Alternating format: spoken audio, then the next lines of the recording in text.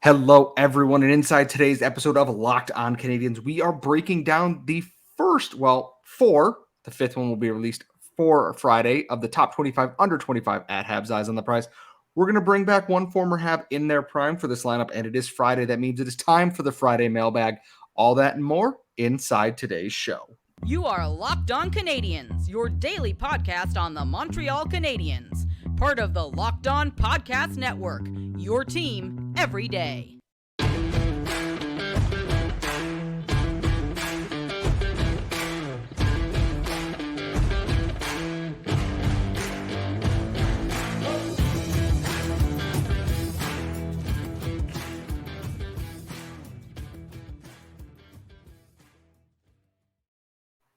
Hello, everyone, and welcome to episode 896 of Locked On Canadiens. We are, of course, your daily Montreal Canadiens podcast, part of the Locked On Podcast Network, where you get your team every single day of the week. Yes, well, every single day of the week, 3 days a week in our current off season, but we are available wherever you get your daily podcast, Google, Apple, Spotify, or if you're watching us on YouTube, there as well. If you prefer video, make sure you're subscribed. Don't miss any of our live streams where we hang out, talk with people like Tony Ferrari, Ian Boisvert, and have a good time.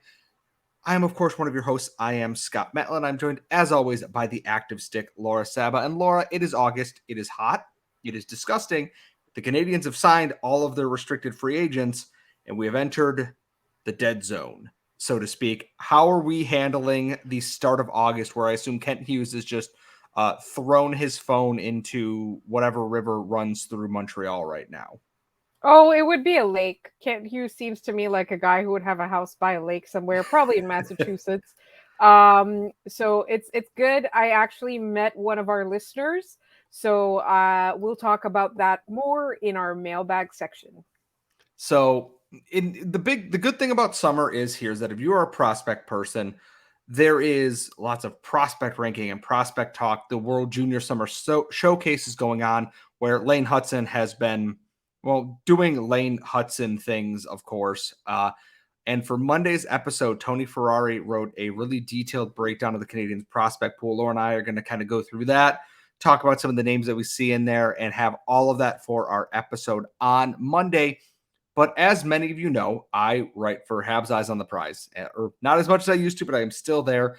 And the biggest part of summer here is the top 25 under 25, where we rank the top 25 prospects under the age of 25 on NHL contracts. And every year it gets more and more and more difficult.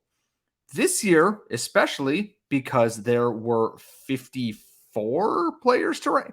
54 players to rank. That's a lot of players. And it used to be your top 10 was a guy like Carey Price, PK Subban, Max Pacioretty, and then a bunch of guesses. Sometimes it was Brendan Gallagher for a little bit. It was Alex Galchenyuk for a little bit. And then the prospect pool just kept getting wider and wider. And it's like guys who were in the top 10 are bumped down to the top 15, the top 20. There's a lot of good players on this list that in previous years were in the top 15 or would have been in the top 15.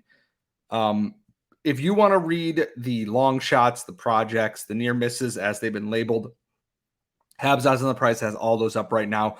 We are starting directly at number 25. I can't spoil who number 21 is going to be just because that article won't come out until Friday morning. And I don't want my managing editor yelling at me for spoiling things. And no, I will not tell you what the rankings are going to be because that's cheating. At number 25, oh, what's up, Laura? No, I was going to say I want the listeners to guess. I mean, absolutely. Here's the thing is most of our listeners have probably filled out their own ballot for this, if we're being honest, because I believe we got over 500 something votes this year, the most we've ever gotten. So there's a lot of amazing. It's a lot of voting and it's a lot of work because ranking 54, it took me 2 hours to do my ranking. There was a whiteboard full of names and like a dry erase marker moving things around.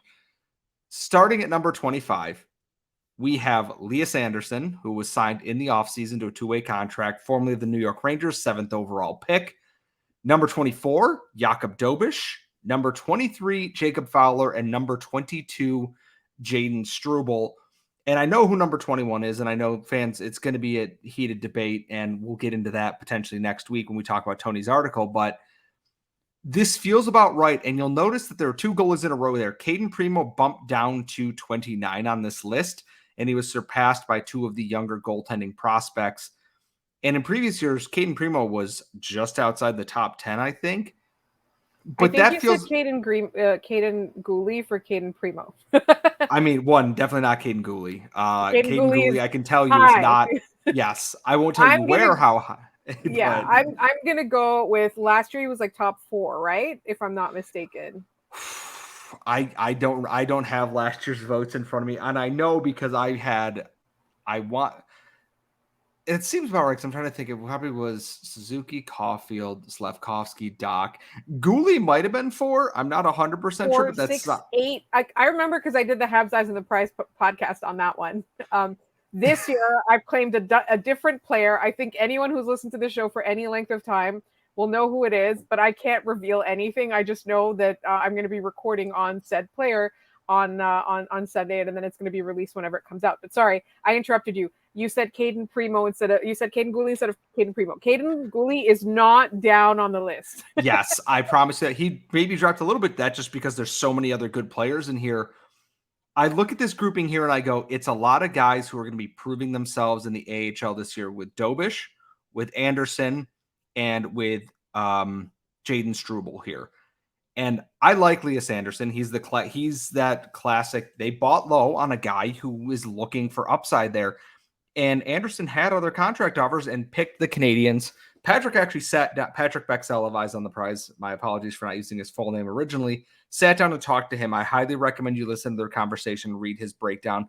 Nobody is more in tune with players and prospects coming over from Europe than Patrick, and we are very lucky to have him all the time. We will have him back on once we get to wherever Adam Engstrom ends up on this list here.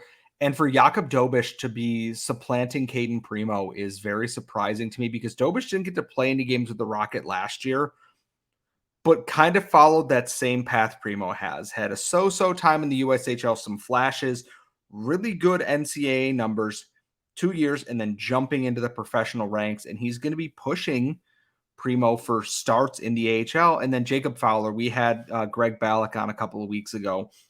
If you want to know anything about Jacob Fowler and how good he is, I highly recommend you go check that out because Greg is very good at breaking down goaltending play and not making you feel like an idiot during any of that. And then Jaden Struble made his professional debut last year, and I think he's going to be a workhorse for the Rocket this year. Laura, is there any surprise in those first 4 names? I can tell you who the 5th name is after the show goes off air. I'm not going to do that right now, though. I'm very, very curious, but I don't think that there's too much of a surprise. I just think it's interesting that like Caden Primo's like basically on the outside looking in at this point. And he's not the only one too, because you have someone in that Matthias Norlinder was in there as well. He dropped in this. There are a lot of good players who dropped down this ranking list.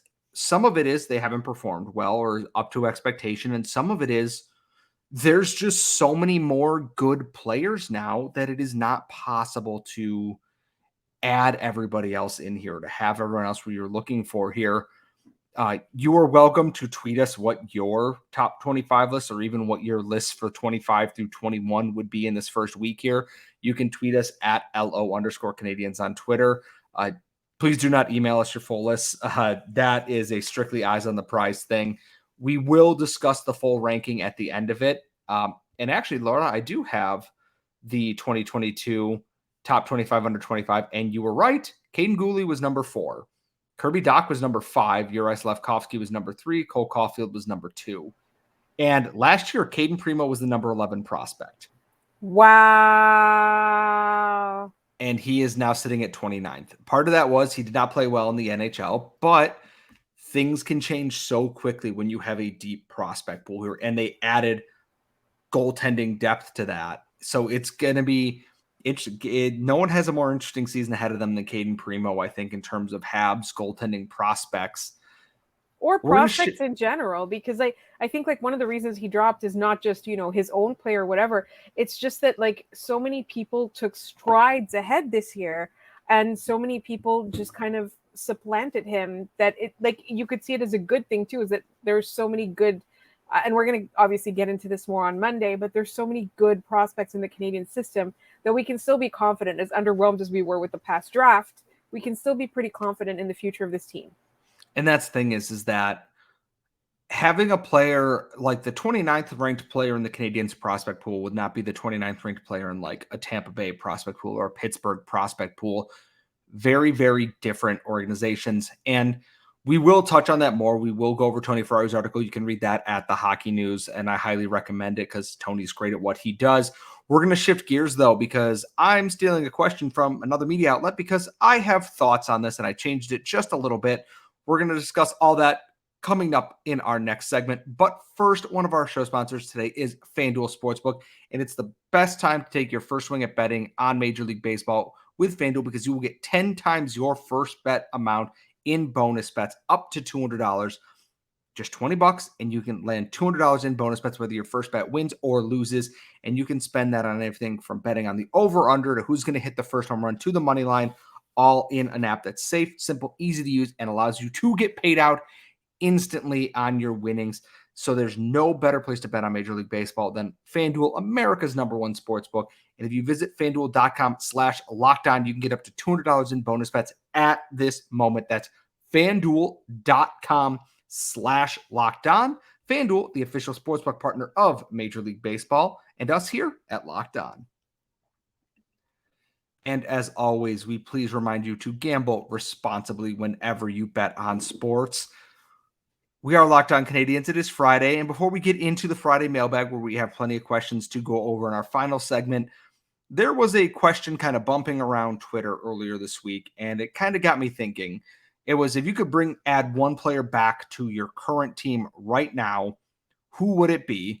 And I want to take that and tweak that just a little bit here. And I believe this came from Bleacher Report. I might be wrong, but I think that's who tweeted this out originally, is within the last 10 years in their prime, you can bring back one player for the Montreal Canadiens. I don't think my answer honestly changes from what it was on what I answered on Twitter, but it feels like expanding the criteria just a little bit widens the ability of who you might want to go after in there. And for who I picked in mine here, I picked Phillip Danault because I think the Canadiens could really use a center of his caliber in his prime. So we're talking like the playoff bubble and the run to the Stanley Cup final, Phillip Danault here. Selke candidate worthy Phillip Danault on that team with Thomas Tatar and Brendan Gallagher. I think he would be such an ideal candidate for this Canadiens team right now to take that pressure off of Nick Suzuki and even help someone like Kirby Dach and Alex Newhook, depending on who plays center there. I think it's very easy to make that the pick. And I quite frankly don't really feel like changing that right now, but I'm willing to hear other arguments for who you might pick, Laura. I don't know if this fits in your timeline parameter because I'm trying to do math in my head, and it's the Friday mailbag episode. I was told there would be no math. Andrei Markov in his prime. I actually, no, you know what? Because when he was playing with Jeff Petrie, he was still playing very well, even at an older age, because Andrei Markov's prime is a very weird thing because he spent most of his prime injured with repeated ACL and Achilles injuries here. And he had basically two primes. He had the Sheldon Surrey making Mike Komisarek an all-star like late 2000 aughts, and then the middle like 2010s before Marc Bergevin basically kicked him out the door in 2017. And that's a fascinating one for me because it's like, could you imagine Lane Hudson learning to, thread passes from arguably one of the best playmaking defensemen the Canadiens have ever had? And like, to me, that makes me tingle on the inside in a good way. And also it would get Markov to 1,000 games, which he should have had anyways. And I'm surprised that you went with Markov and you didn't say PK Subban, to be honest, on defense, because that's with the parameters I set. I know most of our listeners in the comments are probably going to say that. And you stick him next to Caden Gooley and you let him play 25 minutes a night. But there's a lot of options here. What made you pick Markov over Subban? That's a really interesting question because I did think that I was going to pick Subban until you asked, and I was like, actually, Markov. I think with Subban, he's like the skill is undeniable. Like it would be amazing to watch him with Caden Gooley, as you said. I think what I would want from Markov over PK Subban is you're saying that we're adding the player to this current lineup. And there's going to be so many players that could learn from Markov in a way that they couldn't learn from Subban. Subban has a unique talent. He's got an elite talent, whereas Markov's talent is kind of translatable a little bit more.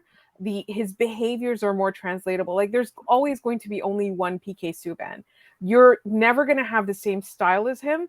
And even if you have the same substance, it's going to come out on the ice in a different way. Whereas with Markov, it's like if you have that level of talent and skill, that substance and that style can be emulated. It can be learned. You obviously have to have the raw material for it. You can't just turn anybody into an Andrei Markov. So I thought that because the question was this current Habs lineup, if you were to say to me, like, what if it's a lineup that's contending for a Stanley Cup? Like we talked earlier this week about the 2026 lineup of the Canadiens. Like if you were inserting somebody into that lineup, like then I would say PK Subban, because there's so many places he could fit in order to bolster the offense, in order to help the defense, in order to help generate the transition game in a win or lose situation in those 7-game Stanley Cup runs, right? 7-game playoff series. Whereas today's line, like I think today's defense needs help in terms of establishing identity, establishing a style, and also making sure the substance matches what the rest of the team wants to play. And Markov has a little bit of a chameleon-like ability when he's playing. I didn't realize how much I love Markov. Well, here's the thing: I'm surprised they didn't just go, well, we know he can run a power play, which like is. I mean, that is my role on this podcast, is to complain about the power play, but that too. And the thing is, there's a lot of options in there. Ilya Kovalchuk is just outside that realm of being like, he's so close to being in that prime spot there 10 years ago that like technically he counts. Thomas Vanek in his prime, he was just out of it when he joined Montreal, and a couple years prior maybe he was with the Sabres there. But if we're talking people who were here for a minute, you have someone like Max Pacioretty, who is basically even probably now an upgrade on Mike Hoffman, despite, getting a little bit older and coming off a ruptured Achilles. He's worth it for somebody. Thomas Plekanec, for the same reason that I picked Phillip Danault there, is he was a Selke level guy who never got the same kind of hype behind that because he had to play at the same time as Patrice Bergeron, Anze Kopitar, Alexander Barkov, and even Mark Stone for a little bit as he was getting his recognition. And before anyone else starts screaming at me about it, Artturi Lehkonen could also be in this lineup, that you stick him with Kirby Dach or somebody, and he just works. But the options are there. We could have picked Jeff Petrie from maybe not 10 years ago because he was with the Oilers still growing, but like Jeff Petrie of 6 or 7 years ago would be a monster. You want to talk about someone who David Reinbacher or Caden Gooley or a Jordan Harris can learn from because they can skate with the puck and create offense that way. He is that guy for that. There is any number of options, and for us to have picked two very different players from not different time periods, but slightly different timelines. It's honestly because like imagine Owen Beck learning from Thomas Plekanec or Phillip Danault, like Lane Hudson learning from Andrei Markov, or Adam Engstrom learning from Andrei Markov in here. Even someone like Logan Mailloux, who has to work on that hockey IQ part of his game. Andrei Markov was never the fastest skater. He was never the hardest shot. He played to his strengths and using that vision that if you can help teach a younger player that, it's so crucial and important, and it helps them hit that next level there. And I know Markov is not quite the most vocal of teachers, but you learn by seeing and by doing. And when you practice with that and you play with that, you learn very, very quickly. I was going to say that a player like Caden Gooley is probably one that would most benefit from Markov, but I think you hit the nail on the head. Somebody like Logan Mailloux is probably the guy who would benefit the most from having Andrei Markov around him and like learning that substance, acquiring that substance. Are you okay? If you're watching this on YouTube, I broke one of my headphones. So Can I need you still hear me though? I can still hear you, but now I've got to do like the DJ thing where I have like one hand on my headphone because I went to go turn it and the plastic part back here snapped, so it's broken right now. I will just add it to my expense list for this weekend, which is great because it's not like I have a sales call tomorrow morning or anything. Anyways, it is Friday. That means it's time for the Friday mailbag, and we're going to jump into all of your listener questions and more coming up next. We are back here at Locked On Canadiens, and no, I am not your DJ. If you are missing it, part of my headphone is just completely snapped off over here. So the only thing I can do is hold it over here so it doesn't pop off the side of my head. I mean, you can duct tape it for a while until you get a new one or find one on sale. Well, the good news is this is the end of our week, so I have time to go find another, like, even if it's just a pair of like AirPods or I have my old Apple Air, like whatever, not AirPods, Apple earbuds. That's what I use for my listening. Like my mic is a snowball. You have a better version than mine, but yeah, I just use my AirPods, not AirPods, earbuds. Sorry, whatever they are at this point. I will probably go out. I will go out and probably buy a set of something tomorrow. Now that I have to, which RIP these lasted 3 years and 3 years of podcasting. But we're not here to talk about my now dearly I didn't have these when we first started. I had another set of headphones when we first started for this. So, but now that these have dearly departed, I can buy a new pair here. It is Friday, which means it is the Friday mailbag. And that means we have listener questions. And Laura, do you have some of those in front of you right now? Well, I wanted to talk about meeting a listener. So I met listener David, who lives in Barcelona. It was very nice to meet him. And just so all of you know, like, we love meeting our listeners, as long as you're not weird or creepy or mean. We definitely, want to hear from you guys. We want to say hi to you guys. Like, it's always really nice when people want to talk to us. And I really appreciate David's time. And also he asked a question. So I know we've done this with like a previous iteration of the Montreal Canadiens, but we're going to do it again. If we could match some of the top Habs with dog breeds, what would they be? I mean, we've talked about this like a lot in that. So Nick Suzuki has to be something smart, like, because he's a cerebral person and we're looking for a very smart dog. Like almost Are Afghans really smart? No. No. There's a dog that's really, really smart, and I don't know which one it is, but it kind of... I was thinking like Wiley, because Nick Suzuki has some of that to him. And I was like, is Nick Suzuki a husky? Like where he's wily and a little bit mischievous, but he's also smart. Huskies. I love huskies very much. But yes, you're right. He's mischievous. And then my thought is Cole Caulfield is very easy. It's a golden retriever. He's a golden retriever because he's just smiley, happy, no thoughts, just vibes all the time.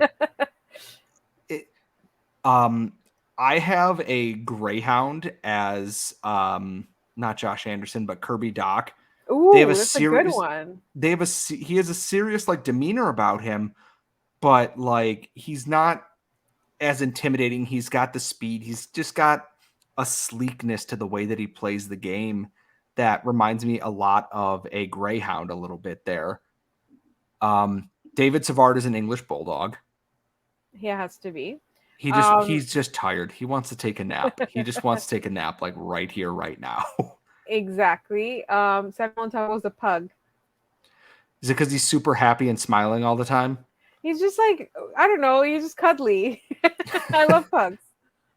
Josh Anderson is a pit bull. He looks scary on the outside, but he's just a giant bear on the inside. Exactly. He's a giant teddy bear on the inside.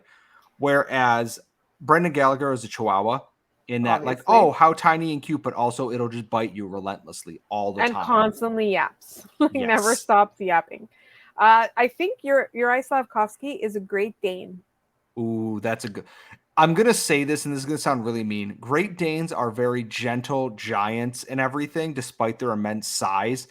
They are also sometimes not always aware of their immense size and their surroundings, which is kind of your eye to a T a little bit here. Right now, at least. Who would Arbor Jackeye be? Ooh. I want to say a Doberman.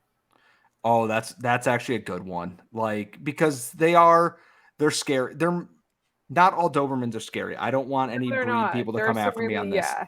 I love all dogs. Don't get me wrong. It's, it's just he is scary. He is intimidating. And when provoked, he will show you why, because his bark can sometimes be just as bad, if not worse, than his bite in that. But if you're good to him, he's good to you. That's true. Who on this team is a corgi? Oh, that's a great question. Oh my god. I love corgis. Like, I don't want to say it's Caden Gooley, because Caden Gooley is a big, like, working class kind of dog. He kind of reminds me of like a cattle dog, like that can just play and play and play and play and just constantly do his job for, hours on end if need be. Raphael Harvey Pinard. That's probably a good one. Yeah. I'm trying to think of some other person who just has a lot of bark and like just constantly is yapping and howling as a beagle. And it's not Brendan Gallagher.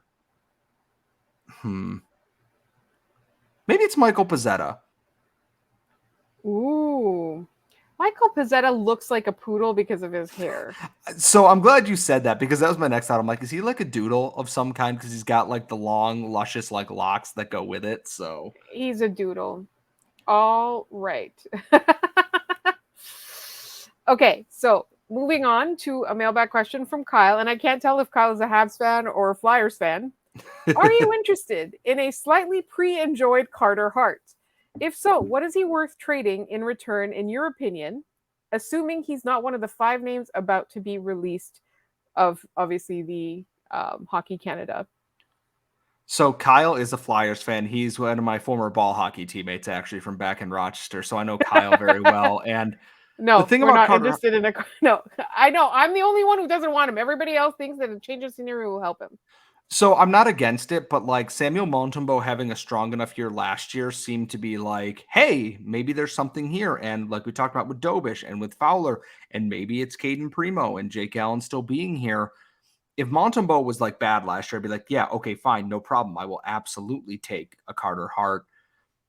Here's the thing is, if he isn't named in that report, there is no amount that I will pay to take Carter Hart from a team, because there's a lot that goes into that, and we're not going to delve into that in this show because that's not what we're doing right now, but it's just not worth it. The Canadiens are dealing with their own self-created situation from the previous regime that they have worked with them through the Mailloux situation, and these are much differing levels of how terrible that these things are. We're not going to go into that, but even then, the price that Philadelphia might want is probably a lot, because if they keep him, cool, he's their number one goalie. If he goes, they're probably going to want to ransom because he's their number one goalie. It's probably too much of an asking price, if we're being honest.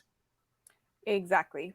So I didn't realize that Carter Hart might have been on that team, but we're not going to like dwell on that situation. But it's exactly like you said, like you see how much work the Canadiens had to do and Logan Mailloux had to do. And it's still going on. He's not been reinstated yet. And there's still like a lot of questions that people are asking about it, which I think is fair. Like, I think you do have to, like, before you're allowed to play, you have to show what you've done. So like, I just don't think that if you are in that cohort of Hockey Canada players, I don't think it's possible for you to do anything to like get, to like come back from that. And when I say come back from that, I mean, there's nothing you can do to prove that you're trustworthy and that you are not, you're not a liability to the team and to the community. All right. Our friend Robert asks, for the current Habs, who sits on what side in the Star Trek versus Star Wars fandoms? So as a non-nerd, I'm actually a nerd. I just haven't been a nerd about Star Trek or Star Wars yet. My understanding is that Star Trek is a lot more cerebral and Star Wars is a lot more like flashy and like effecty and stuff. I'm going to break this down very easily. Jake Allen and Paul Byron were the only 2 members on this team that I think would have fallen into the Star Trek group there. Maybe David Savard. Everybody else is young enough that they're mainly Star Wars people, just because it was the big thing in theaters. Like, most of this team was, we're both very old for this, is that most of them were born right around the time that the first prequel trilogy was out, and then were, of the age when the sequel trilogy came out, episodes 7 through 9. and Star Trek had kind of gone back into not the ether, but like a step back from there, where Star Wars stayed up front for everything else. I feel like Nick Suzuki would be into Star Trek too. It wouldn't shock me if he was both, to be honest, just because Yeah. that seems like his kind of thing. So, Because like for me, the kind of people who watch both, I understand. The kind of people who watch Star Trek exclusively are very specific type of people, and the people who watch Star Wars are, I think it's a lot broader. Like the audience is a lot broader, whereas like the Star Trek audience is like it's very dedicated. It is numerous, but it is also considered kind of nichey. do we have any more, or should we wrap up the show here and save some for Monday too? We're out of time, so we're gonna have to save them for Monday. I was gonna say, if we didn't get to your question, we will tack that on to Monday, where we're talking about Tony Ferrari's article about the Canadiens prospect pool. As always, you can tweet us at @LO_Canadiens, LockedOnCanadiens @gmail.com with any of your questions. Follow Laura at The Active Stick. Follow myself on Scott Matlin. Find us wherever you get your daily podcast and on YouTube. Thank you so much for listening, and we will see you all next time.